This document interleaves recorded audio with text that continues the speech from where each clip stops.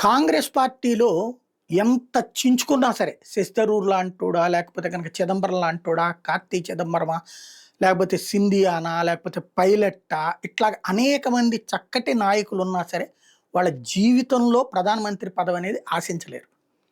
ఏదో పాపం ఆ మన్మోహన్ సింగ్‌ని ఇక గతి లేక పెట్టారు. అది గూడా ఏంటి డమ్మీగా పడుంటాడు అన్నటువంటి కోణం. తప్పించి ఛాన్సే ఉండదు. ఇప్పుడు అధ్యక్షుడిగా పేరుకి మల్లికార్జున ఖర్గే ఉంటాడు. ఆయన మళ్ళీ హైకమాండ్ నిర్ణయం అంటాడు. ఇక అంటే ఆయన కాదనినే కదా! భారతీయ జనతా పార్టీలో అట్టుండదు. హైకమాండ్ మీన్స్ హైకమాండ్ అంతే ఇక అక్కడ. దీంట్లో హైకమాండ్ పార్టీ నిర్ణయం అన్నది పార్టీ నిర్ణయమే ఉంటది.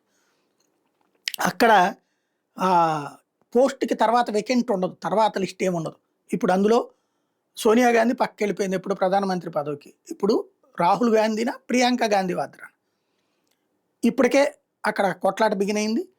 అన్నని పక్కన పెట్టేసి చెల్లి అవ్వడానికి రెడీ అవుతుంది. వచ్చే ఎలక్షన్స్‌లో గనక కాంగ్రెస్ ఓడిపోతే నెక్స్ట్ ఇక రాహుల్ గాంధీని పక్కన పెట్టేసి ప్రియాంక గాంధీ వాద్ర బొమ్మలు ఊరువాడ పెట్టేసేసి ఆవిడే మహానాయకురాలు రాబోయేటటువంటి రోజులకని ప్రచారం చేసుకొస్తారు. అది వాళ్ళ స్టైల్ ఆఫ్ ఫంక్షనింగ్. ఇదెందుకు చెప్పాల్సి వస్తుందంటే బీజేపీలో అట్టుండదు.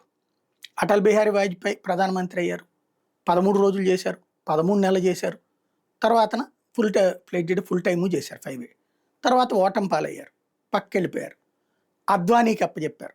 అద్వానీ ప్రైమ్ మినిస్టర్ క్యాండిడేట్ అని ముందుకెళ్లారు 2009లో. ఓటమి పాలైంది భారతీయ జనతా పార్టీ. 2014కి వచ్చేటప్పటికి మోడీని తీసుకొచ్చి ముందు పెట్టారు. అప్పటి నుంచి 14, 19, 24 విజయాలైనయి. నెక్స్ట్ ట్రిప్‌కి వచ్చేటప్పటికి అటు పార్టీ పరంగా అధ్యక్ష స్థానాల్లో చూసుకున్నా సరే అమిత్ షా తర్వాత నడ్డా, ఇప్పుడు నబీన్. ఇంతటితో ఆగదు. వాళ్ళకి ప్రధానమంత్రి పదవికి అర్హులు, అధ్యక్ష పదవికి అర్హులు బోలెడు అంతమంది ఉన్నారు. ఒక పెద్ద లిస్టే ఉంటదనమాట. మనకు గనక రైల్వే టికెట్లు తీసుకున్నాక రిజర్వేషన్ లేకపోతే ఆర్ఏసీ అని ఇస్తారు కదా! అట్లాగా బోలెడు అంతమంది ఉంటారు. కనీసం 15, 20 మంది ఉంటారు. టోటల్‌గా 100 మందిని ప్రిపేర్ చేస్తుంది భారతీయ జనతా పార్టీ. ఓ లిస్ట్‌ని తయారు చేస్తుంది. అందరూ యంగ్‌స్టర్స్. ఆహ్, బిలో 55 బిలో 55 బ్యాచ్‌ని సిద్ధం చేస్తుంది.